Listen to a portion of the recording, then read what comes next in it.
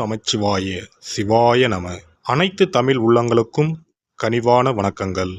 இதிலும் துரிதமாகவும் வேகமாகவும் செயல்படக்கூடிய மேசராசி அன்பர்களே, இதுவரை ஜென்மஸ்தானமான ராசியில் இருந்து வந்த குரு பகவான் சித்திரை மாதம் 18ஆம் நாள் முதல் ராசிக்கு தனஸ்தானமான 2ஆம் வீட்டில் சஞ்சாரம் செய்ய இருக்கின்றார். குடும்பஸ்தானத்தில் இருக்கின்ற குரு தான் நின்ற ராசியில் இருந்து 5ஆம் பார்வையாக கன்னி ராசியான சத்ருஸ்தானத்தையும், 7ஆம் பார்வையாக விருச்சிக ராசியான அஷ்டமஸ்தானத்தையும், 9ஆம் பார்வையாக மகர ராசியான தொழில் ஸ்தானத்தையும் பார்வையிட இருக்கின்றார். குரு 5ஆம் பார்வையாக சத்ருஸ்தானத்தை பார்ப்பதினால் வழக்கு பிரச்சனைகள் சாதகமாக அமையும்.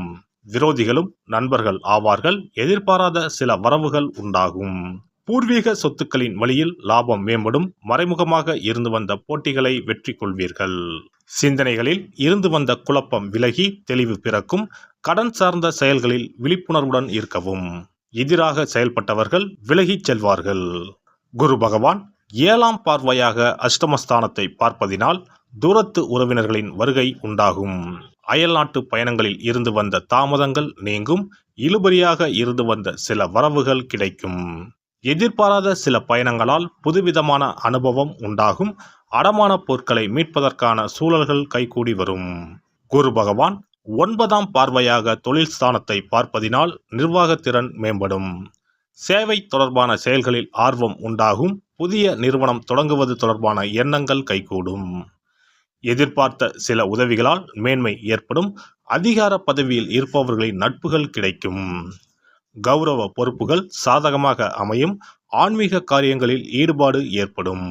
குரு நின்ற பலன். குரு குடும்பஸ்தானத்தில் நிற்பதால் குடும்பத்தில் அமைதி உண்டாகும். தடைப்பட்ட சுபகாரியங்கள் கைகூடி வரும். குழந்தைகளின் எண்ணங்களை அறிந்து நிறைவேற்றி வைப்பீர்கள். நண்பர்களிடையே புரிதல் உண்டாகும். பிரபலமானவர்களின் நட்பு கிடைக்கும். பயணங்களின் மூலம் புதிய அனுபவம் ஏற்படும். மனதளவில் இருந்து வந்த கவலைகள் குறையும். முகத்தில் புத்துணர்ச்சி உண்டாகும். சிந்தனைகளில் இருந்து வந்த குழப்பங்கள் விலகி மனதளவில் தெளிவும் தனவரவு தொடர்பான எண்ணங்களும் அதிகரிக்கும்.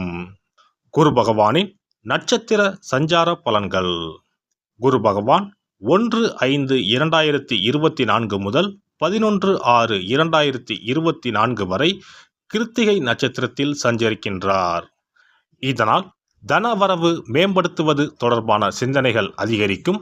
குடும்ப உறுப்பினர்களின் எண்ணங்களை புரிந்து கொள்வீர்கள். மனதில் புதுவிதமான இலக்குகள் பிறக்கும். கலைத்துறைகளில் மேன்மை உண்டாகும். பூர்வீக சொத்துக்களின் மூலம் ஆதாயம் ஏற்படும். பொழுதுபோக்கு தொடர்பான விஷயங்களில் ஈர்ப்பு அதிகரிக்கும். குரு பகவான் ரோகிணி நட்சத்திரத்தில் சஞ்சரிப்பதால் பொருளாதார சிக்கல்கள் படிப்படியாக குறையும். கணவன் மனைவிக்கு இடையே நெருக்கம் அதிகரிக்கும்.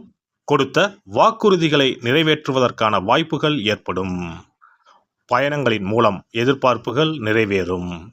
உத்தியோகத்தில் எதிர்பார்த்த உயர்வு கிடைக்கும். கடன் பிரச்சனைகளை குறைப்பீர்கள். குரு பகவான் மிருக சிரீச நட்சத்திரத்தில் சஞ்சரிப்பதால் கொடுக்கல் வாங்கல் தொடர்பான விஷயங்களில் ஆதாயம் ஏற்படும். உடல் ஆரோக்கியத்தில் கவனம் வேண்டும். உடன் இருப்பவர்களிடத்தில் விட்டு கொடுத்து செயல்படவும். வியாபாரத்தில் எதிர்பார்த்த லாபம் கிடைக்கும். அரசியல்வாதிகளுக்கு மாற்றமான சூழல் ஏற்படும். மனதளவில் திருப்தி இல்லாத சூழல் உண்டாகும். மனதில் புதுவிதமான தேடல்கள் பிறக்கும். குரு பகவான் 15/10/2024 முதல் 11/2/2025 வரை வக்கர நிலையில் சஞ்சாரம் செய்கின்றார். இதனால் தனம் சார்ந்த விஷயங்களில் கவனத்தோடு செயல்படுவது நல்லது. வாக்குறுதிகள் அளிப்பதை குறைத்து கொள்ளவும். உறவினர்களிடையே சிறு சிறு கருத்து வேறுபாடுகள் தோன்றி மறையும். வாகன பழுதுகளை சரி செய்து கொள்வது தேவையற்ற விரயங்களை தவிர்க்கும். தாயின் ஆரோக்கிய விஷயத்தில் கவனம் வேண்டும். உத்தியோக பணிகளில் பொறுப்புகள் அதிகரிக்கும்.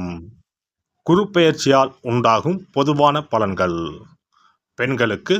பெண்களுக்கு தடைப்பட்ட சுபகாரிய முயற்சிகள் கைகூடி வரும். திருமணமான தம்பதிகளுக்கு மகிழ்ச்சியான செய்திகள் கிடைக்கும். சிந்தனையின் போக்கில் கவனம் வேண்டும். பொழுதுபோக்கு தொடர்பான விஷயங்களில் ஆர்வம் ஏற்படும். தாயாருடன் அனுசரித்து நடந்து கொள்ளவும். புண்ணிய ஸ்தலங்களுக்கு செல்வதற்கான வாய்ப்புகள் சாதகமாக அமையும். பூர்வீக சொத்துக்களில் இருந்து வந்த இடர்பாடுகள் விலகும். விலை உயர்ந்த பொருட்கள் மீது ஆர்வம் ஏற்படும். இந்த குரு பெயர்ச்சி மாணவர்களை பொறுத்தவரை போட்டித் தேர்வுகளில் எதிர்பார்த்த முடிவுகள் கிடைக்கும். பாடங்களில் இருந்து வந்த குழப்பங்கள் குறையும். உடல் தோற்றத்தில் மாற்றம் ஏற்படும். தூக்கமின்மை பிரச்சனைகள் விலகும். புதுவிதமான துறை சார்ந்த தேடல்கள் அதிகரிக்கும். தடைப்பட்ட கல்வி பணிகளை மேற்கொள்வதற்கான சூழல்கள் ஏற்படும். பணிபுரிவோருக்கு உத்தியோகத்தில் இருந்து வந்த நெருக்கடியான சூழல்கள் மறையும். எதிர்பார்த்திருந்த பதவி உயர்வுகள் சாதகமாகும். முயற்சிக்கு ஏற்ப வாய்ப்புகள் கிடைக்கும். எடுத்த பணிகளில் இருந்து வந்த அலட்சிய போக்கு மறையும். சக ஊழியர்களிடத்தில் உங்கள் மீதான மதிப்புகள் மாறுபடும். பணி நிமித்தமான சில பயணங்கள் கைகூடும். வியாபாரிகள் வியாபாரத்தில் புதிய வியூகங்களை அமைத்து செயல்படுவீர்கள். சந்தை நிலவரங்களை அறிந்து முதலீடுகளை மேற்கொள்ளவும். கமிஷன் சார்ந்த வியாபாரத்தில் லாபம் ஏற்படும். அரசு அதிகாரிகளின் ஒத்துழைப்பு கிடைக்கும். சங்கம் தொடர்பான பணிகளில் சாதகமான வாய்ப்புகள் ஏற்படும். வேலையாட்கள் ஒத்துழைப்பாக செயல்படுவார்கள். கலைஞர்களுக்கு கலைத்துறையில் முயற்சிக்கு உண்டான பலன்கள் கிடைக்கும். புதுவிதமான அனுபவங்களால் மாற்றம் ஏற்படும். விமர்சன பேச்சுக்கள் படிப்படியாக குறையும். தடைப்பட்ட தனவரவுகள் கிடைப்பதற்கான வாய்ப்புகள் அமையும். இசைத்துறைகளில் தனிப்பட்ட நாட்டம் பிறக்கும். செயல்பாடுகளில் இருந்து வந்த சோர்வுகள் குறையும். அரசியல்வாதிகள் மேடை பேச்சுக்களில் சூழ்நிலை அறிந்து செயல்படவும் தலைமை அதிகாரிகளுடன் நெருக்கமாவதற்கான வாய்ப்புகள் ஏற்படும்.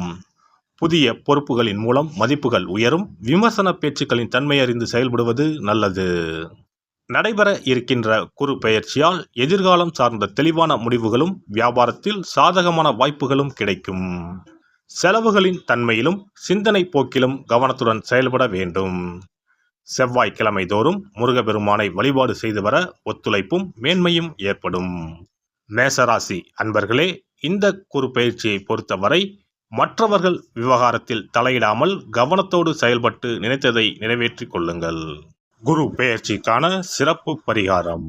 வியாழக்கிழமை விரதம் இருக்கும் முறை. வியாழக்கிழமை அன்று அதிகாலையில் எழுந்து குளித்து மஞ்சள் நிற ஆடை அணிந்து விரதம் இருக்க வேண்டும். அருகிலுள்ள கோவிலின் நவகிரக சன்னதிக்கு சென்று குரு பகவானுக்கு சந்தனம், மஞ்சள் போன்றவற்றை கொண்டு அபிஷேகம் செய்ய வேண்டும். பிறகு குங்குமப்பூ கலந்த பசும்பாலை கொண்டு குரு பகவானுக்கு அபிஷேகம் செய்து வழிபட வேண்டும். மஞ்சள் நிற பூக்கள் சாற்றி மஞ்சள் நிற இனிப்புகளை நைவேத்தியம் செய்து வழிபட வேண்டும். குரு பகவானுக்குரிய தானியமான கொண்டை கடலையை நைவேத்தியமாகவோ அல்லது கொண்டை கடலையில் மாலை கட்டியோ அணிவிக்கலாம். மாலை நேரத்தில் மஞ்சள் நிற இனிப்புகள், ஆடைகள் போன்றவற்றை வறுமை நிலையில் இருப்பவர்களுக்கு தானம் அளிப்பது நல்லது. இரவில் உப்பு சேர்க்காத உணவை சமைத்து சாப்பிட்டு வியாழக்கிழமை விரதத்தை நிறைவு செய்யலாம். குரு பகவானை வழிபடும் முறை. குரு பகவானுக்கு தேங்காய் எண்ணெய், நல்லெண்ணெய், நெய் ஆகிய மூன்றையும் கலந்து விளக்கேற்ற வேண்டும். குரு பகவானுக்கு ஏற்றப்படும் விளக்குகளின் எண்ணிக்கை 11 அல்லது 21 இருப்பது சிறந்தது. குரு பகவானுக்கு பிடித்த மலர்கள் முல்லை, மல்லிகை. ஆகையால் அவருக்கு முல்லை அல்லது மல்லிகை மாலையை அணிவித்து கொண்டை கடலையை படைத்து வழிபடுவது சிறந்தது. குரு பகவானுக்குரிய வளர்பிறை வியாழக்கிழமை விரதத்தை முறையாக மேற்கொள்பவர்களுக்கு வாழ்வில் பல யோகங்கள் ஏற்படும். சரியான காலத்தில் திருமணம் நடக்கும். ஜாதகத்தில் குரு கிரக தோஷம் இருப்பவர்கள் இந்த விரதத்தை கடைபிடிப்பதால் தோஷங்கள் நீங்கும். தொழில் வியாபாரங்களில் சரியான வருமானங்கள் இல்லாதவர்கள், குடும்ப பொருளாதார நிலை சிறப்பாக இல்லாதவர்கள் இந்த விரதத்தை மேற்கொள்வதால் குரு பகவானின் அருள் கிடைக்கப்பெற்று தொழில் வியாபாரங்களில் செல்வ வளம் பெருகும். மேலும் எதிர்பாராத சிறந்த வாழ்க்கை உண்டாகும். எல்லாம் வல்ல இறையருளால் நீங்களும் உங்கள் அன்பு குடும்பமும் உடல் நலம், நீலாயுள், நிறை செல்வம், உயர் புகழ், மெய்ஞானம் ஓங்கி வாழ்க வளமுடன். இந்த வீடியோ பதிவு உங்களுக்கு பிடித்திருந்தால் லைக் பண்ணுங்க, கமெண்ட் பண்ணுங்க, ஷேர் பண்ணுங்க, மறக்காம சப்ஸ்கிரைப் பண்ணுங்க. பக்கத்துல இருக்கிற பெல் பட்டனை கிளிக் பண்ணுங்க. நன்றி, வணக்கம். ஓம் நமச்சிவாய. சிவாய நம.